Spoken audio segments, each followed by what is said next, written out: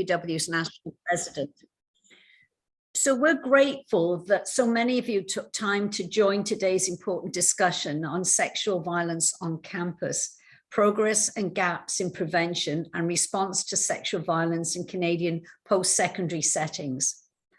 CFUW is a self-funded, non-partisan organization that was founded in 1919 and that works to improve the status of women by promoting human rights, public education, social justice, and peace in Canada and abroad. With nearly 7,000 members in 96 clubs across Canada, every year CFUW clubs and the CFUW Charitable Trust donate well over $1 million in fellowships and awards for women to pursue post-secondary education. CFUW recognizes that we are indebted to the First Nations and the Inuit and Métis peoples past, present, and future, and pays respect to them as we gather across Canada and recognize and respect their cultural heritage, beliefs, and relationships to the land, sea, and air. However, we also recognize that land acknowledgements are merely starting points in the journey of reconciliation and must also be accompanied by meaningful action to redress past and ongoing forms of colonialism. Although we recognize the 32nd anniversary of the murder of 14 young women at L'École Polytechnique just a few days ago, gender-based violence on post-secondary campuses remains a pervasive issue in Canada. Statistics Canada data from 2020 indicates that nearly 3/4 of university students in Canada have witnessed or experienced unwanted sexualized behaviors in a post-secondary setting, with young people and LGBTQ2S+ folks experiencing sexual assault and other forms of gender-based violence at disproportionate rates. The crisis of sexual violence on campus is an extremely important issue for us at CFUW as we work to promote gender equality in women's fellowship. As CFUW clubs and the CFUW Charitable Trust donate well over $1 million in fellowships and awards, our members are concerned about these students' safety once they get to campus. Many Canadian post-secondary institutions lack policies and response mechanisms to ensure safety from violence. That is why in 2019, CFUW published the findings of our national research project on sexual assault on campus, which compared the quantity and quality of sexual violence and harassment policies between provinces that had enacted legislation requiring institutions to implement such policies and those provinces without such legislation. The research team of member volunteers ultimately found a patchwork of policies across the country and recommended the development of Canada-wide standards for standalone sexual violence and harassment policies for all post-secondary institutions. And I'd like to acknowledge that I have seen at least one of the authors of that study on the call, Sharon Crabb, and if any of the other writers are here and would like to put that in the chat, we're really indebted to you for the work that you did. So building on this initiative as part of the 16 days of activism against gender-based violence, today we are joined by two outstanding speakers to discuss the topic of sexual violence in post-secondary settings in Canada, the progress that has been made in recent years to address sexual violence on campus, and the gaps that still persist in prevention and response. Each of our speakers will have a chance to discuss their work on this issue before a Q&A period to conclude this hour-long session. If you think of a question throughout the session, please send it through the chat so we can address it during the Q&A. So thank you, and back to Charlotte. Thanks so much, Catherine.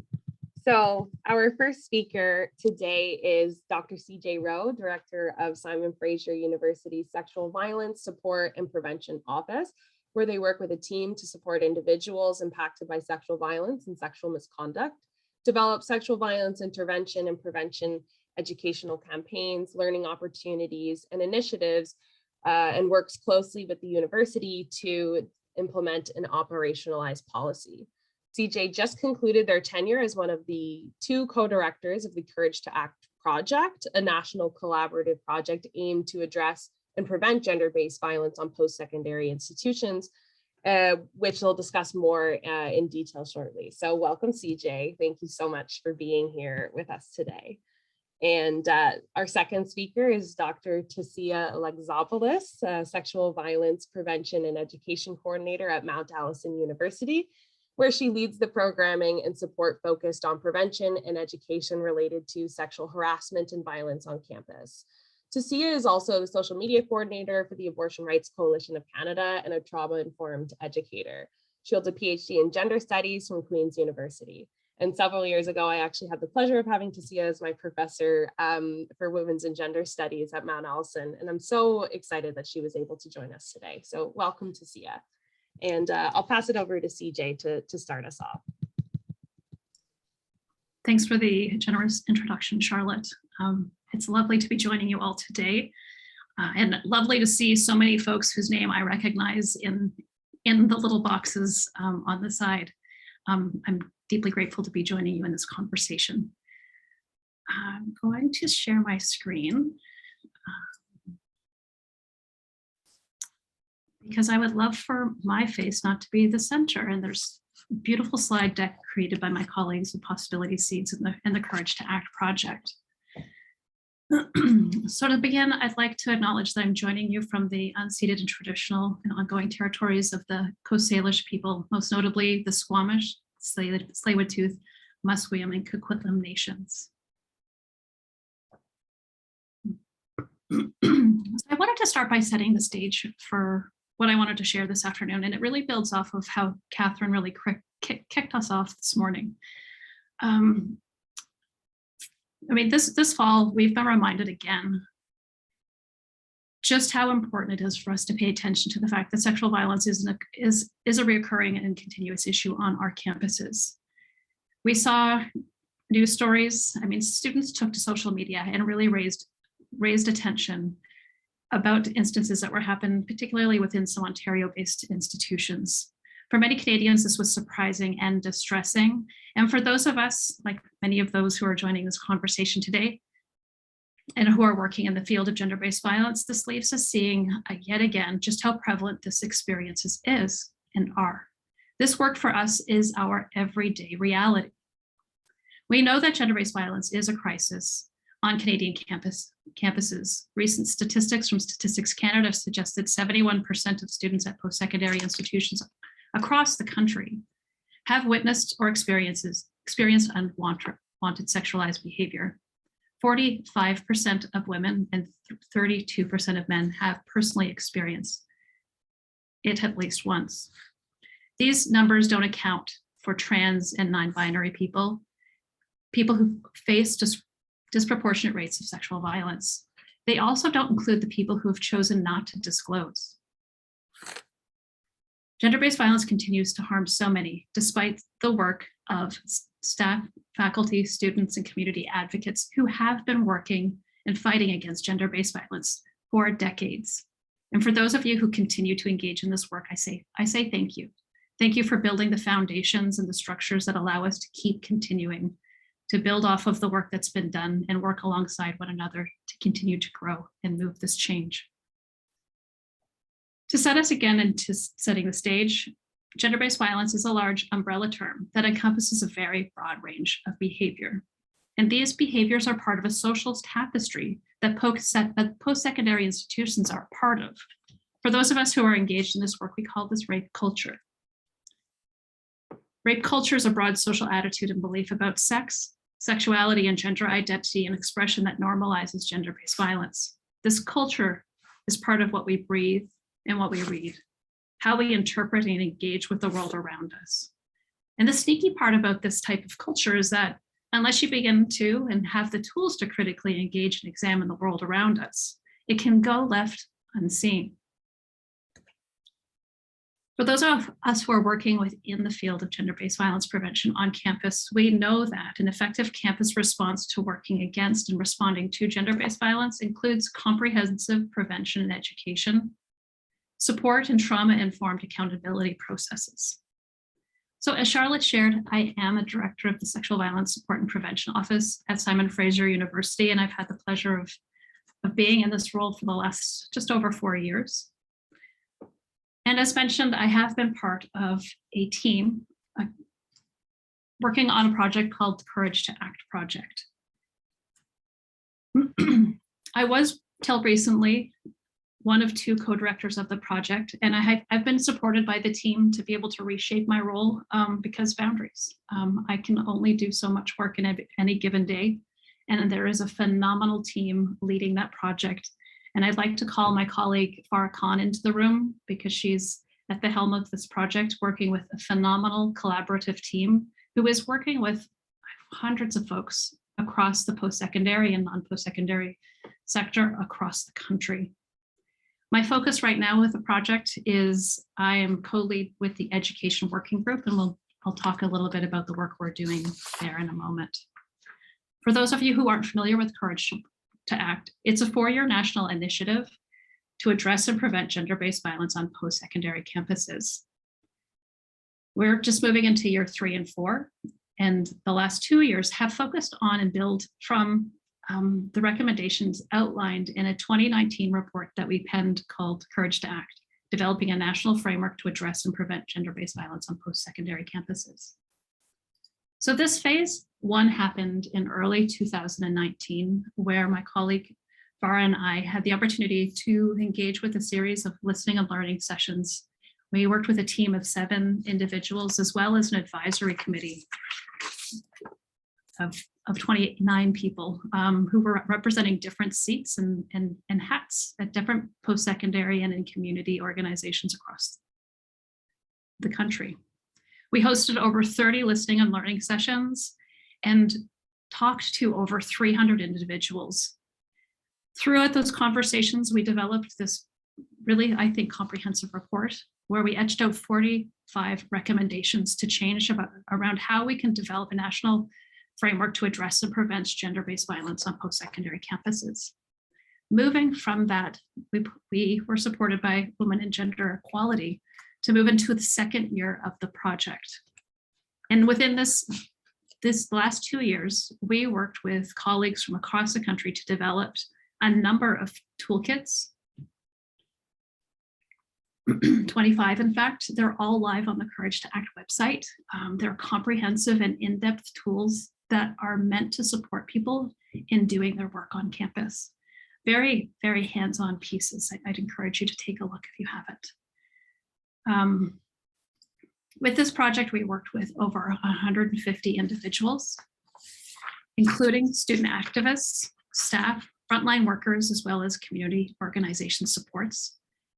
And there were a number of different roles in which people worked in. There was a core project team. There were communities of practices that created very concrete tools. We hired toolkit project consultants to ensure that we were framing the tools in ways that were current and informed in best practices and were researched. We have 3 key working groups: response and support, the education working group, which I'm a member of, as well as the complaints process. So we're still in the process of launching so many of these tools. We did have the opportunity to share all of the toolkits that were developed by the communities of practice starting in January 2021. The pandemic has wreaked havoc with my understanding of time. I think we launched our last tool earlier this summer. So we've officially moved into the 3rd phase of the project, which is actioning itself now, and will run for the next 2 years.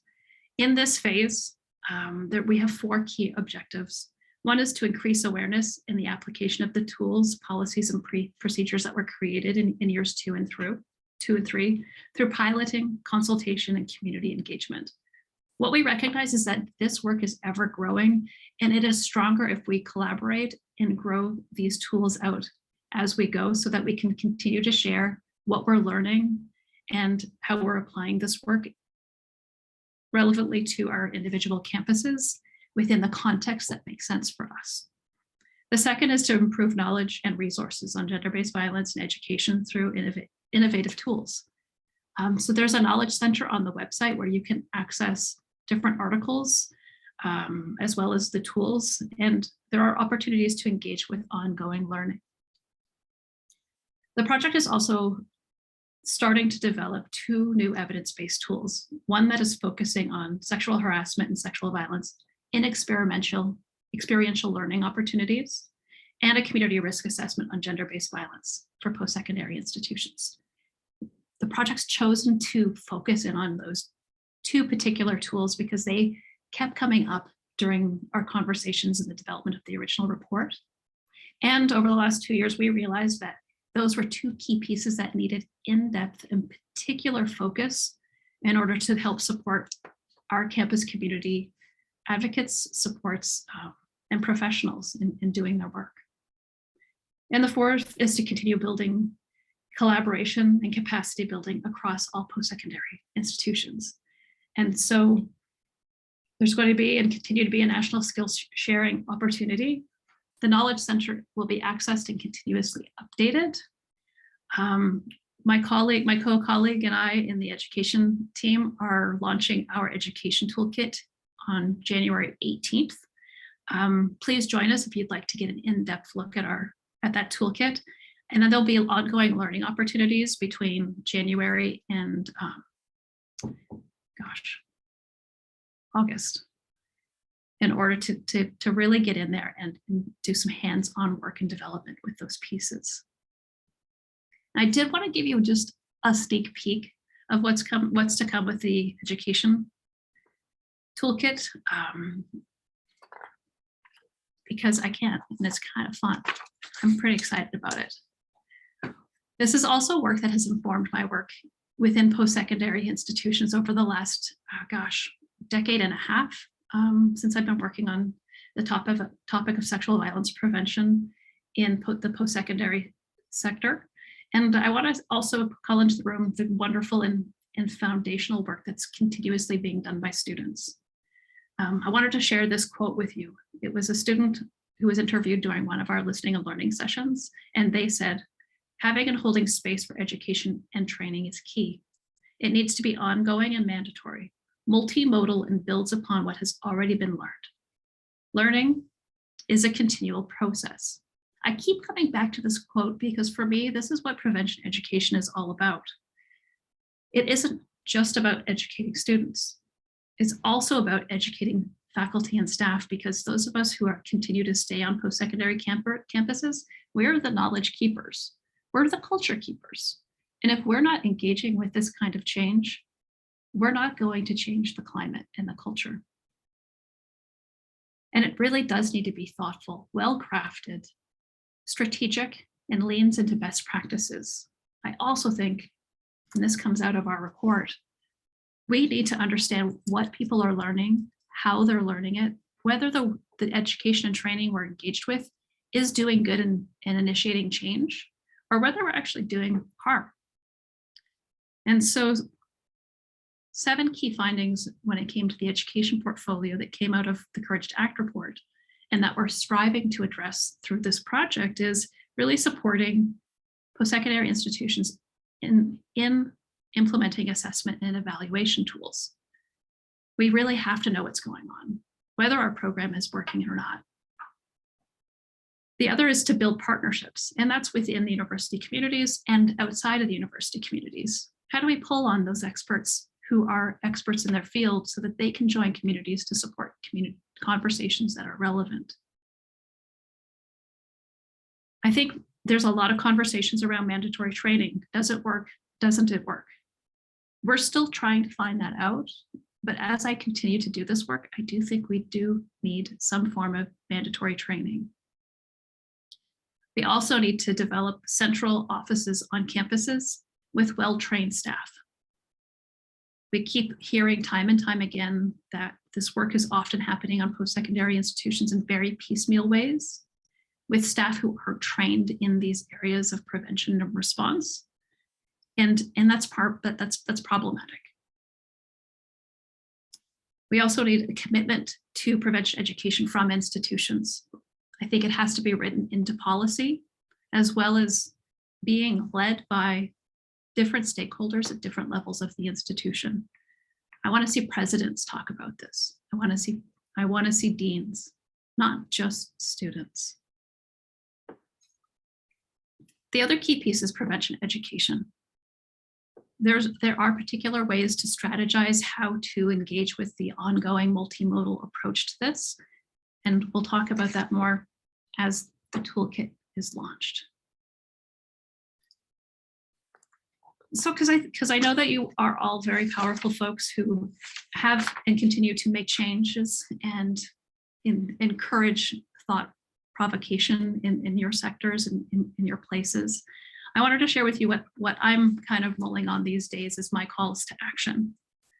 The first is that all post-secondary institutions should develop a standalone gender-based violence policy. The second, post-secondary institutions should establish appropriately funded offices with well-trained staff. The third is that provincial and territorial governments need to ensure that prevention education starts in the K through 12 system. I think we'll probably talk about the red zone in a little bit, but we have students who are coming to campuses without having an understanding of what sexual violence is, how to be engaged with a healthy relationship, how to respect other people's boundaries. And the fourth for me is to read the Courage to Act report for more calls to actions. We outline many in the report, and I also encourage you to sign up for our newsletter to get real-time updates about how things are going and what opportunities exist to learn. So if you haven't had a chance to, please check out the website. It's couragetoact.ca.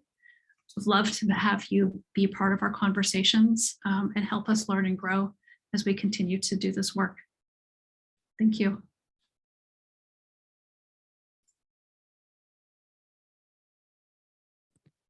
Thank you so much, CJ. I additionally sent a link in the chat to the Courage to Act website as well. I believe I sent to the Knowledge Center.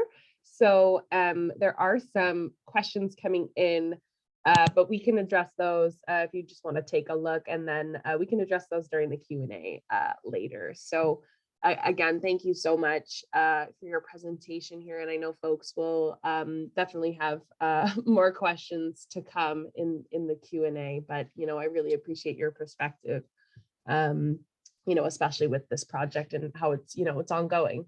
And yeah, I'm excited to see what comes about in years 3 and 4. So thanks so much for giving us that sneak peek. Next, I'll have Tasia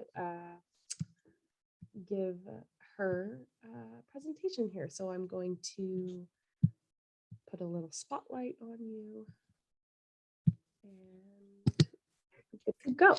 Great, perfect. I do not have slides, not because I want my face to be the main thing you see, but because I didn't have time. So no slides. So good afternoon. I'm really excited to be here. Thank you so much to everyone for being here. There are so many participants. It's so exciting to see. Thank you, Charlotte, for organizing this discussion. As Charlotte mentioned, I had the pleasure of teaching her when she was at Mount Allison. So it's really lovely to be with her and with all of you today. And of course, thank you to CJ as well. Your work is so important. And if folks haven't checked out Courage to Act and the resources that are available, I really recommend that you do because they're incredible. Their value can't be overstated. So thank you so much. It's a real honor to be here with CJ today. I'm also joining you today from Sackville, New Brunswick, which is the traditional unceded territory of the Wolastoqey, Passamaquoddy, and Mi'kmaq peoples. So as Charlotte mentioned, my name is Tasia Alexopoulous, and I am the Sexual Violence Prevention and Education Coordinator at Mount Allison University, which is in Sackville, New Brunswick. One of the reasons I'm really excited to be here today and to be part of this learning process and this important conversation is that I have been in this position for all of 52 days. This is a new role and I am new in it. So I'm very excited to be able to contribute in kind of our early days way. So this is a new role at the university, and it's a result of what has been called Mount Allison's Me Too moment. So for those of you who may not know, in 2020, Mount Allison student Michelle Rowe posted her graduation photos on Instagram with a caption detailing her very negative experience as a survivor of sexual violence at the university. So instead of the typical shot that we normally see, Michelle stood with signs that read Mount Allison University silences survivors and Mount Allison University supports rapists. Michelle's post became a springboard for other survivors to voice their experiences, past and present, and culminated in a protest of over 400 students. I've worked at Mount Allison in other capacities over the years, and this was by far the largest protest that I have ever seen on campus. While this was certainly a defining moment, students at Mount Allison have been voicing their concerns loudly for decades. My own institutional memory begins in 2014. In my time at the university, student activism around sexual violence was, I would say, relentless. There were constantly articles in the student newspaper. Students were constantly organizing protests, posting on social media. Students in my classes wrote papers, developed policy and procedures, produced creative projects about sexual violence. Students who experience sexual violence and their allies, including staff and faculty, have been demanding meaningful change for a long time. And they've also contributed enormous amounts of emotional, physical, and academic energy to being part of that change. Over the years in dealing with sexual violence, the university has made a veritable laundry list of missteps and poor decisions. It's true, we can't move forward without honesty, so let's just be honest. Policies and procedures have been inadequate and unclear. Survivor voices have been ignored, and the harm they've experienced has been diminished and outright denied. And perpetrators of sexual violence have evaded accountability and consequences and gone on to continue to harm others. So Michelle's post, her experience, was a spark that ignited an already enormous mountain of kindling. The university was compelled to take public responsibility for its failings and commit to substantive change. As part of that commitment, and based on the recommendation of an independent review of the policies and procedures completed by the Canadian Centre for Legal Innovation in Sexual Assault Response, CLISAR, my position was created. It is the first in what will become a larger Office of Sexual Violence Prevention, Education, and Response, although that name is not official yet, including a disclosures and intake position, which we hope to see added to the office very soon. So because all of this is quite new, I thought what I would do today is give you all a snapshot of the work that this office is doing right now in collaboration with community stakeholders. So currently I'm focusing on two major projects. The first is policy and procedure revision, and the second is developing prevention and education programs. So I'll just briefly go over kind of some points about each. So taking into account internal and external reviews and recommendations, we're revising the policy and procedures around sexual violence at Mount Allison. So Mount Allison already had a standalone sexual violence policy, but the policy and the procedures were one document. So we are revising the policy, separating the procedure, and redefining what both look like. So in order to ensure that the policy and the procedures are as effective, comprehensive, and accessible as possible, the new policy and the new procedures will first and foremost be survivor-centered and trauma-informed. This is the most important thing that the university can commit to. If processes and policies are not survivor-centered and are not trauma-informed, they might as well not exist at all. The policy and procedures will include robust and dynamic primary, secondary, and tertiary forms of violence prevention. They'll consider a broader societal and historical context, global inequalities and oppression, privilege and power. They'll reduce barriers to disclosing or filing a complaint and utilizing resources and services by making sure that the pathways of access are very clear. And finally, they'll incorporate mechanisms for transparency and accountability, such as feedback processes, annual reporting, mandatory review periods, and statistics management. The second project that we are focusing on currently is prevention and education programming. Mount Allison is a very small campus. For those of you who have never been here, we have under 3,000 students. So with such a small student body, relatively speaking, we have a great opportunity to develop community-based education resources and training programs that are tailored specifically to the needs of our campus. There's already a fairly strong foundation to build on here. So there's a strong culture of education at the university, and there are many people who have been working on things like consent and sex education already. So a great example of this is this year, the athletics teams at the university received training about sexual violence, bystander intervention, consent, and sex education from Dr. Lisa Dawn Hamilton, who is an amazing psychology professor, sex researcher, and a podcaster. And she has a great podcast called Do We Know Things, which interrogates what we think we know about sex, which is a much bigger part of this puzzle than many of us realize, sex education. Another example is Sexual Violence New Brunswick offered a one-day training called the ABCDs of Disclosure during fall break.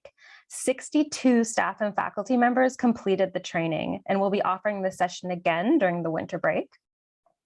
Currently, we're delivering Sexual Violence New Brunswick's course, Seeds of Change, Bystander Skills that Transform Cultures of Sexual Violence, which is mandatory for certain community members, like residence leadership, for example.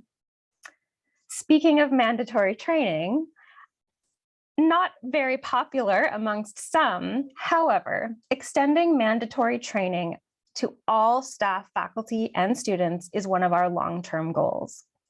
In particular, it's important that we extend mandatory training to first-year students. In an ideal world, incoming students would complete educational modules before they arrive on campus, and it would continue throughout their time at Mount Allison. This is one way that we envision combating the red zone, which, as many of you know, is a time of statistically heightened instances of sexual violence and assault that happens during the first semester of university or college. Finally, we're developing an infrastructure to work with respondents in an educational capacity and within a restorative justice framework. So I think many of us who do this work might agree that sometimes education is used in a performative way and can be kind of a band-aid approach, if not done correctly. So there's this idea that we can just teach someone a quick session about consent and that's enough and we can move on. This approach does not work. We know it doesn't work, and we know that education across campus, but also with survivors and respondents and perpetrators of sexual violence have to be dynamic and robust. So currently we're piloting an individual education program in which students are referred to my office with their consent. And together we tailor a program of education which requires their full participation.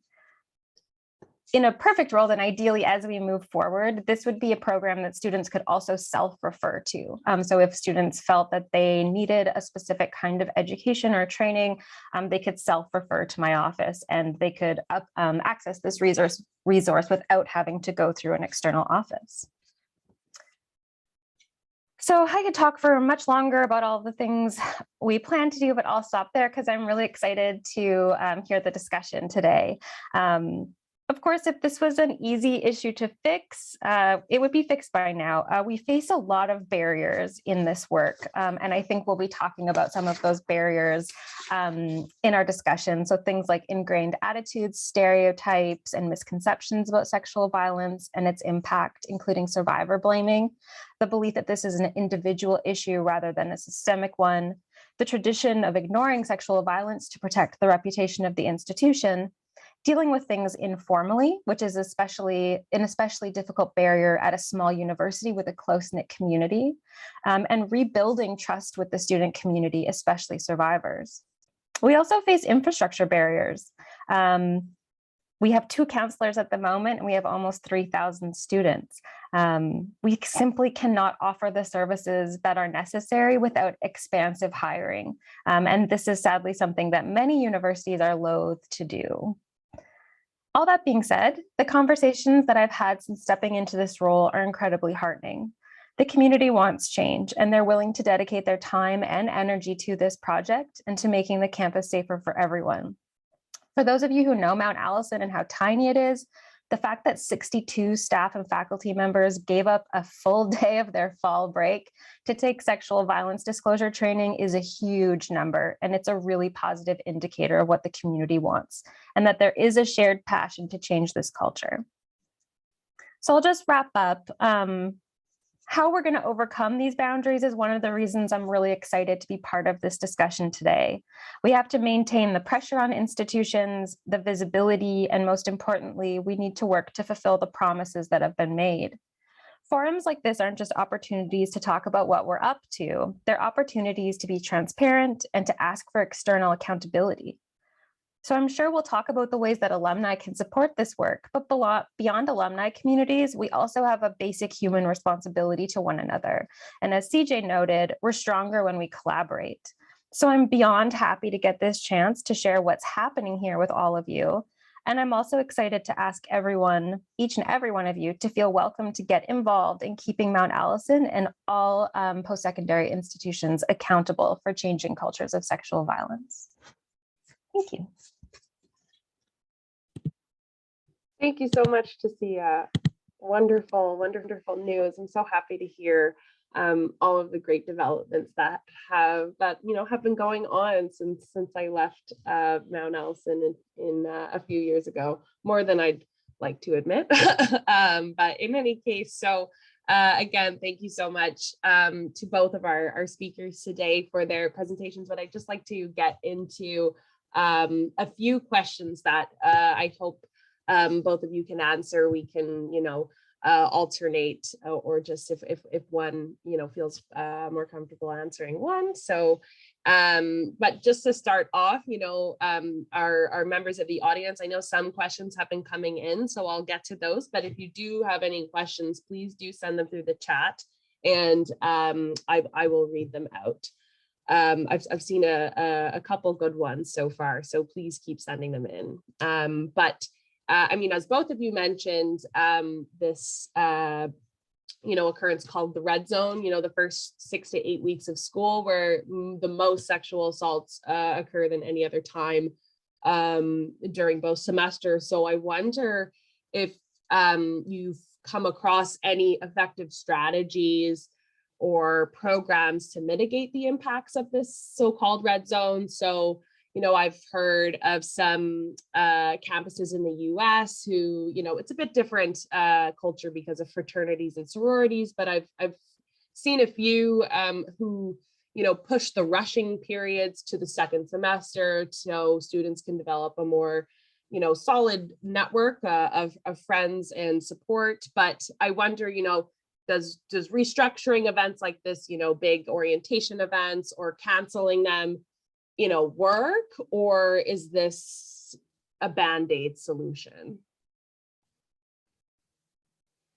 So if either of you would like to take that, please do go ahead. CJ, you can go ahead if you'd like. Yeah, I think that's a really good question, Charlotte. I think I often go back to research and we don't know what's working yet. I don't know that we have an idea of what the best practice is. And I think we have to keep trying.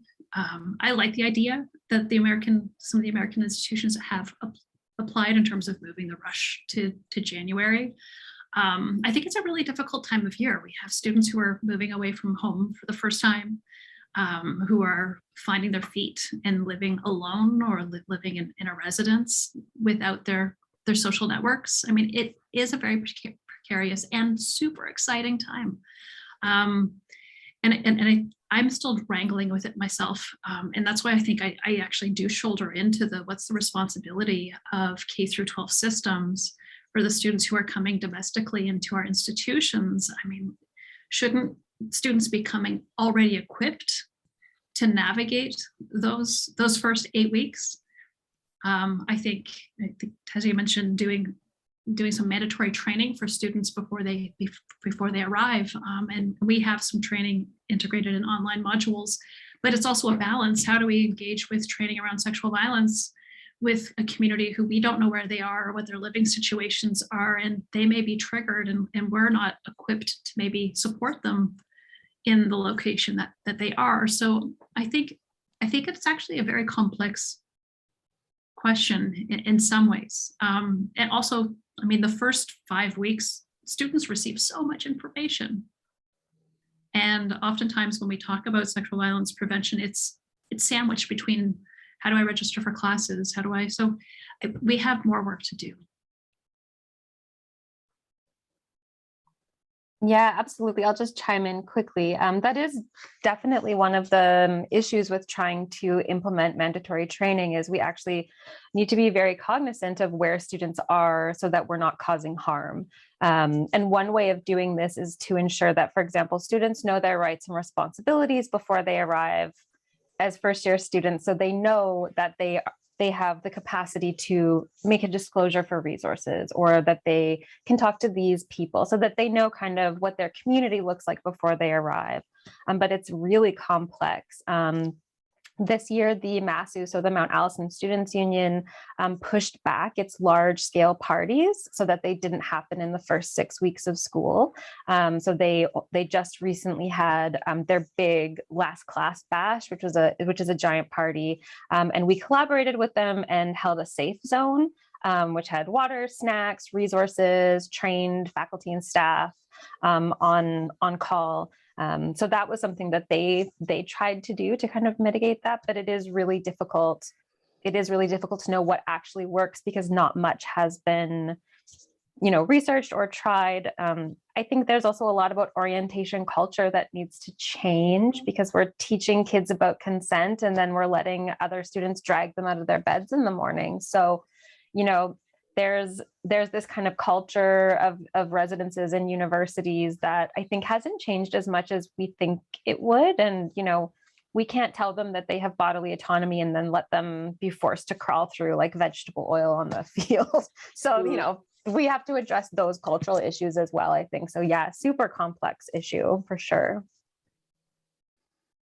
Yeah, and I agree. I think that a huge component of that would be the integration of a lot of this education at a much earlier age, because like you said, CJ, there's so much information that you're just bombarded with in your first, couple days of school. And when you're just learning about consent, when you're 18 years old, it might be too late at that point. So I think that component is super important to have the integration at a much younger age. So a second question, what is the role of students in culture change on campus? Transitioning away from a rape culture to a culture that respects, people's bodily autonomy, and how can we get buy-in from, groups and students to promote safety and respect on campuses?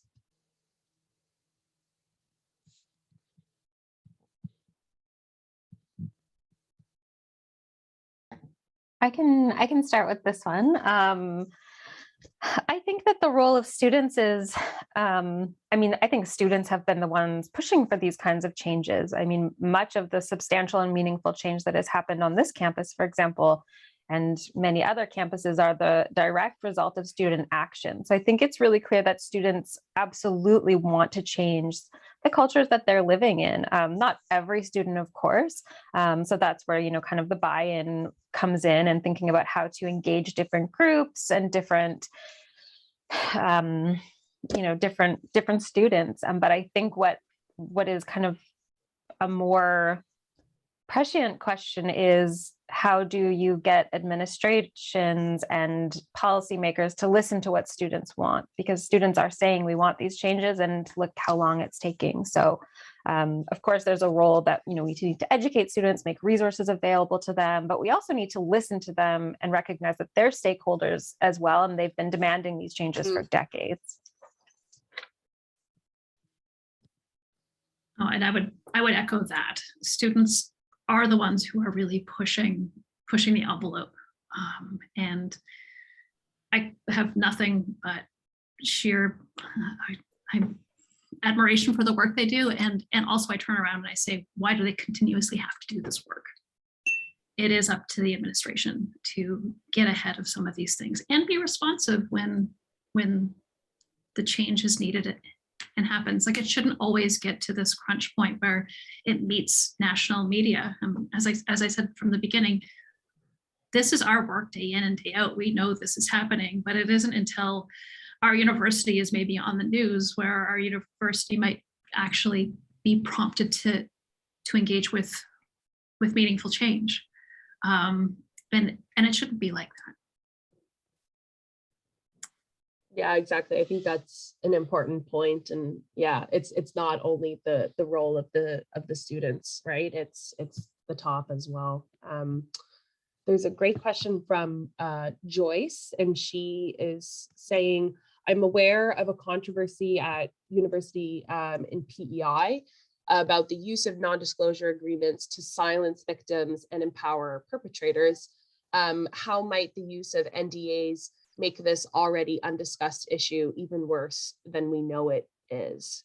So do you have any ideas on how NDAs work, possibly at your own institution, or just in general, how they operate across post-secondary institutions and holding perpetrators accountable? Great question. Thank you, Joyce. Yeah, I mean, that's a really good question. And I think one thing to know is that there is not necessarily a consistent approach across the country, provincially and territorially, or even with each institution.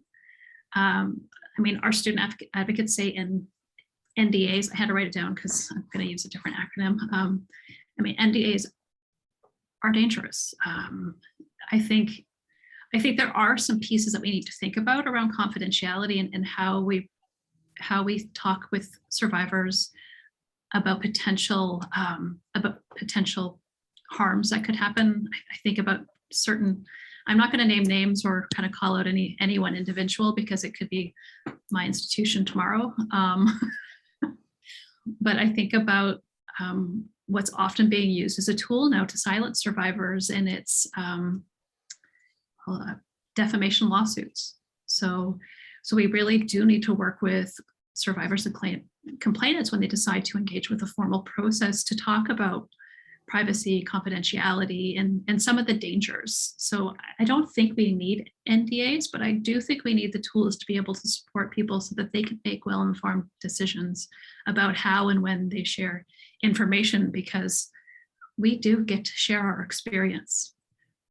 And that can look like so many different ways and well-supported ways.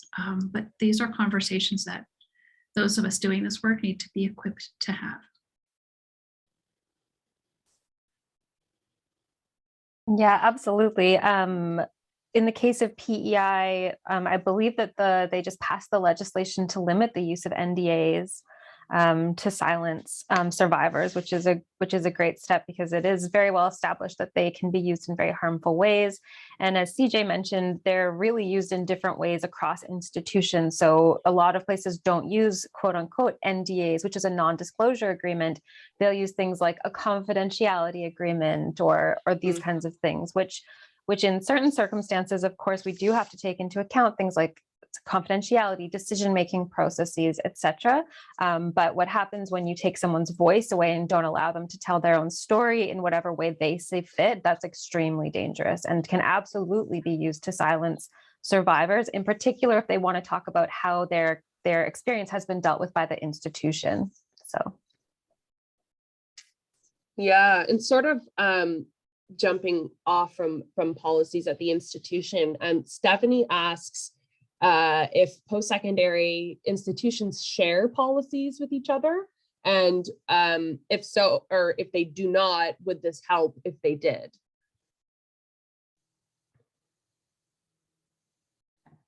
Well, I can chime in on that. A good policy should be public. Good policy and procedure should be easily accessible by anyone who wants to see it. So that means they should be on your website. And most institutions do have dedicated websites where you can access their policies and procedures without being a member of the community. And there are, of course, networks where people do share this work. But as I said, most of them are publicly available. And I'll add on to that for those of us at institutions who have standalone policies, most of us have to review our policies every 3 to 5 years. And for us, I think an ethical practice is to do a scan of what other institutions are doing. What's the promising practices? How can we learn from what others have chosen to do with edits to theirs? Maybe is it relevant for us in the legal framework that informs our unique institution's approach to this work? Because that's the other piece too, is that our policies speak to very particular legal frameworks that may actually differ from province to province and from institutions to institution, depending on its unique approach to privacy law, labor law, and all the rest. But yeah, I think it's incumbent of all of us to have policies that are publicly available and easily searchable and understandable. Like, we really need policies that survivors can easily understand when they take a look at it. Exactly. I'm going to combine a few questions here, because I also had a question about bystander intervention training. So Deborah asked, how can we strengthen bystander culture? But additionally, how often is this type of training needed for students, faculty on campuses? And I feel like maybe we already know the answer, but should this type of training be mandated? But yeah, so how often do we need this training? How can we strengthen it? And what that would look like in changing a culture where people feel empowered to intervene in a situation. Well, that's one of my favorite questions. I mean, what we know from research is that when communities are deeply engaged with bystander intervention techniques and own it, it really only needs, I think it's like 15% of the community to be active bystanders when the opportunity arises for culture change to start happening. But in order to secure those 15, 25, I'm really bad with numbers on the fly, without those people being engaged with ongoing conversations and ongoing training, we're not going to get it. So we actually need to normalize bystander intervention. Not only is it workshops, but it's social media campaigns, it's poster campaigns, it's having these conversations be a part of people's lives in residence, in clubs, in classrooms. Like, we actually need to normalize the conversation. And we also have to be attuned to power dynamics, especially in post-secondary institutions where if I don't have power in the room, I'm not going to be an active bystander. In terms of acting in the moment, I might do something after the fact. So I think also having a much broader understanding and confidence to act in the moment, but also afterwards, is really important. But in order for it to happen again, it has to be a normalized conversation, an expected behavior, and we're not there yet. A courage to act, if you will. Absolutely. And, I think that sometimes there's an assumption that if you get students to do bystander intervention training once, then they're good for 4 years. But I think that a model that we should be looking at or approaching bystander intervention through is continuous training. We need to return to it. It's a habit. It's something we have to learn in the same way as, when you're learning a language on your phone, it's like you haven't practiced in a few days and you're like, but then you go back and practice because you don't want to lose your stars or whatever. We can approach bystander intervention and any kind of education in the same way. We have to practice. We have to form habits. It doesn't happen with one session. It doesn't happen with one module. It has to be continual. And I think that's one piece that we're really missing right now in this kind of like one-off approach to certain kinds of bystander intervention, which And I think continuous training and habituation makes the process and intervening much more normalized, as CJ said, is really important. So. Yeah, wonderful. And jumping off from a comment from Carol Ann, she says that alumni are powerful too and can speak up, when donations are sought, but, how can alumni or community members, if we live in a university town, take action to advocate for safety on campuses? And, what power do we have as alumni or just university graduates in general to hold institutions accountable?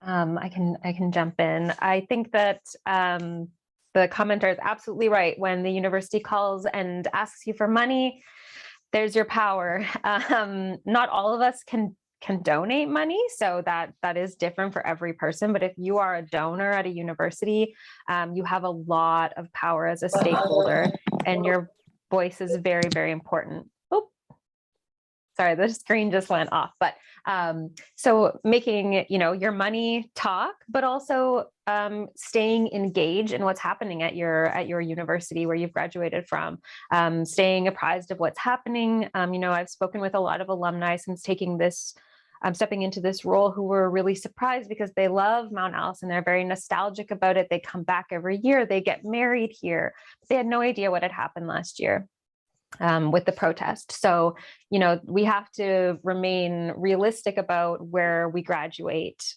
and we can have nostalgic emotions and feelings about it, but we also have to remember that students are still going to those institutions, and as their predecessors, we do have a responsibility to make sure that they're safe, and raising your voice, making your money talk, staying engaged. All of those are really important roles that alumni, I think, have a responsibility to take up.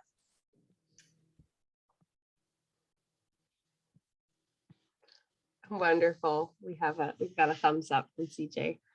Okay, perfect. Yeah, so we're just about out of time, but I really want to thank both of you for joining us today for this really important conversation. And it was in the chat, I believe from Jen. She was saying, we need to acknowledge the historical context of how universities and post-secondary institutions are a predominantly male-dominated environment, and that historical context continues to play out in this situation that we're in today. So yeah, we really cannot ignore the history involved with this, but also how the integration of more and more women, gender diverse people attending university now, and the role that I really agree with the role of students in getting a lot of these conversations started, and